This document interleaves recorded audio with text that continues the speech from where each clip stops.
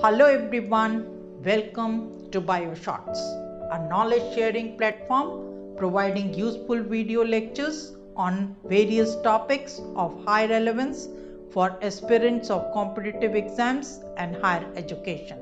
So join with me and make your preparation more effective and highly productive. I am Neelam Mishra, going to present a video on the topic which is based on a very thoughtful question. Why does United Nations Environment Program matter to all human beings? Actually, it should matter to all inhabitants of the planet Earth, because the Earth as an ecosystem is changing. The environmental conditions on Earth that give us breathable air, clean water, and the climate to survive all are changing, unfortunately in a negative way, mainly due to the effects of globalization and anthropogenic activities. The initial catalyst for this ambitious mission to save our planet Earth is the increased awareness about environmental issues and problems with possible global implications. During 1980s, concerns began to mount over the scientific evidence of human interference with the climate system.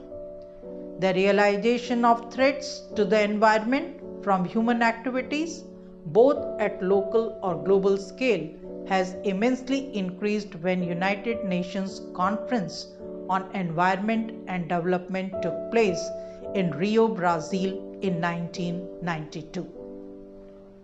Since then, scientific communities along with government institutions took the initiative to framework international environmental agreements adopted by nations and enforced by national or international laws trying to address regional and global environmental problems.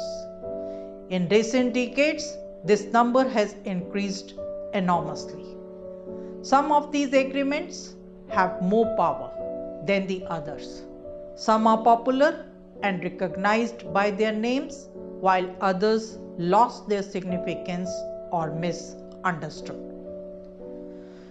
Despite so much of campaign and public participation in environmental decision making, there are many people who are completely unaware and unfamiliar about the specifics of environmental agreements. You will be surprised to know that Paris Agreement was the highest searched term on internet on the day United States announced the withdrawal from the treaty. I believe all of you have studied a lot about environmental agreements and treaties. But have you ever thought, why do we use different terms for these environmental agreements? The names of these agreements are highly confusing. Some are called conventions, whereas others are known as protocols. Why? Some are called treaties, some are conference of parties. There is very little information available regarding the nomenclature of environmental agreements. Through this video, I will try to clear out this confusion that will give you conceptual clarity to help better understand the topic on environmental treaties. Let's start by defining the term environmental, which you come across so frequently. The literal meaning of the word environmental is relating to natural world or to our surroundings. This word seems to be simple, but it includes a very broad spectrum of categories, from conservation and protection of all ecosystems, different habitats, natural resources, pollution and climate, ecological food chains and biodiversity, natural ecosystems, environmental weapons, and so on. You see, the scope of environment is so vast. So now let's understand what is an international environmental agreement means. An agreement refers to legally enforceable negotiated settlement between two or more parties. International environmental agreements are a category of signed intergovernmental understanding with political and economic ramifications that regulate or manage human impact on our Earth's environment in an effort to protect it. International treaties can be bilateral between two governments or multilateral between more than two governments. On the other hand, a treaty is a subset of agreement created between states or international organizations.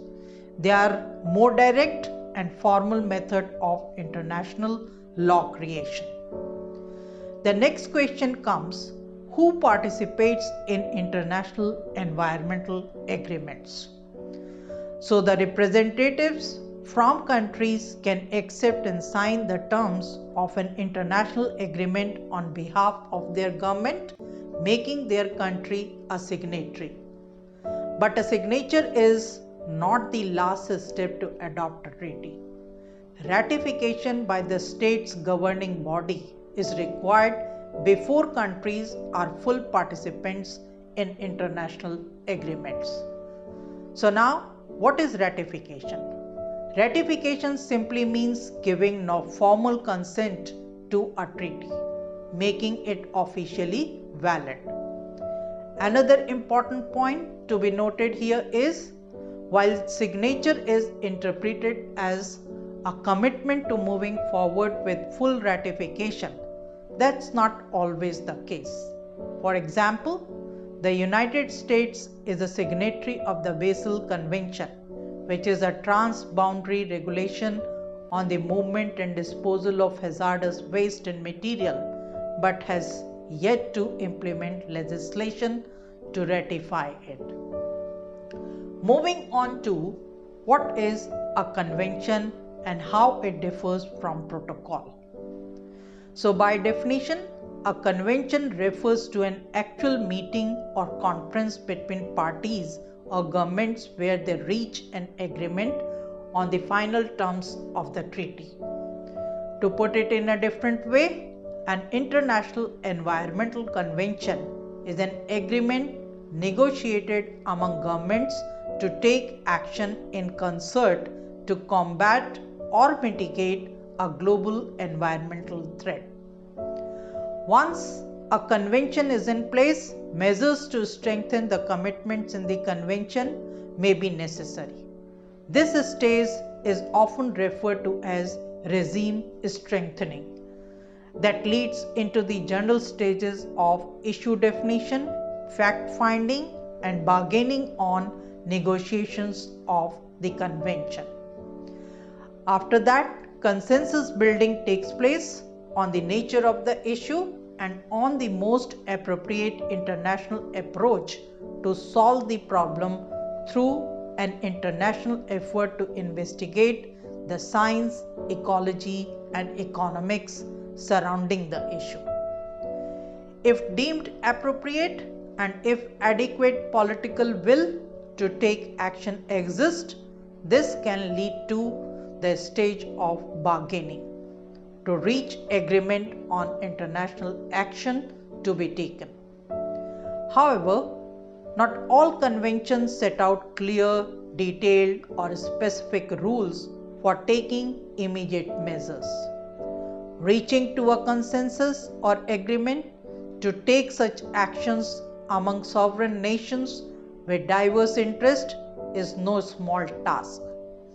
Further negotiations are often necessary to clarify or strengthen the commitment made in the agreements.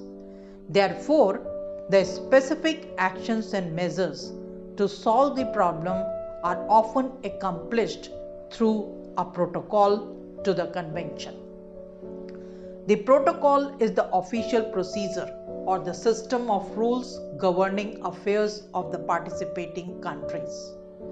A protocol is one of the ways in which the convention can be amended or modified and creates additional restrictions or standards, but the amendments by the protocols are not binding on all signatories or states that have ratified the original convention.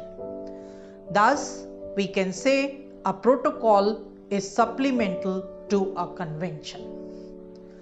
Let's understand this further with the help of an example of United Nations Framework Convention on Climate Change and Kyoto Protocol.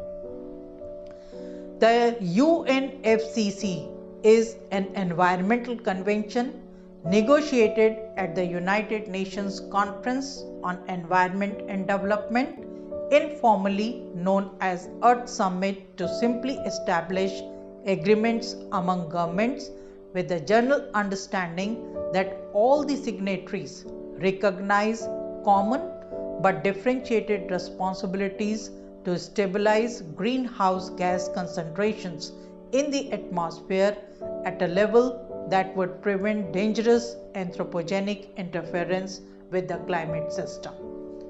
197 participating countries have ratified the convention till date and are called parties of convention.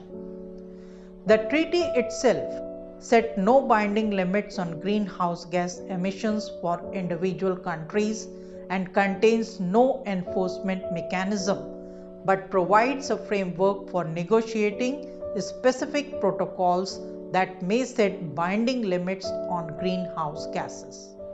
No participant showed interest in compliance.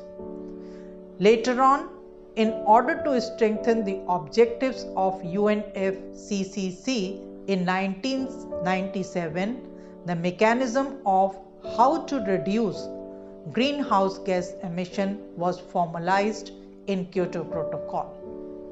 Kyoto Protocol provided 3 flexible mechanisms and established legally binding obligations for developed countries listed and identified in Annexure 1 of United Nations Framework to reduce their greenhouse gas emissions in near term.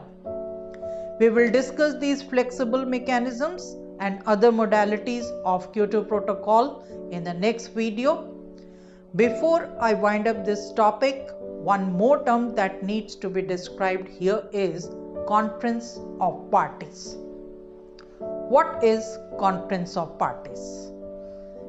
Conference of Parties is the supreme decision-making body of the convention.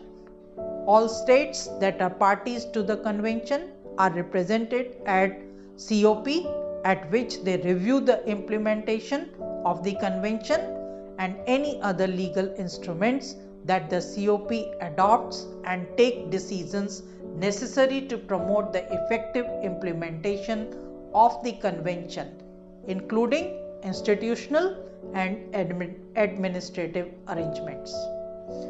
The COP meet every year unless the parties decide otherwise. The first COP meeting was held in Berlin, Germany in March 1995. The COP meets in Bonn, Germany, the seat of the Secretariat, unless a party offers to host the session. COP presidency rotates among the 5 United Nations recognized regions, that is Africa, Asia, Latin America, Europe and the Caribbean. Till date, 25 Conference of Parties have taken place. The 26th session of the Conference of Parties to the UNFCCC was originally scheduled to take place from 9 to 19 November 2020 in Glasgow, UK, but the Bureau decided to postpone it due to COVID-19 pandemic, and now that it would take place from 1 to 12 November 2021 at the same place, that is Glasgow, UK. I hope the topic of this video enhanced your knowledge. Please like, share and subscribe the channel, and do not forget to post your valuable feedback.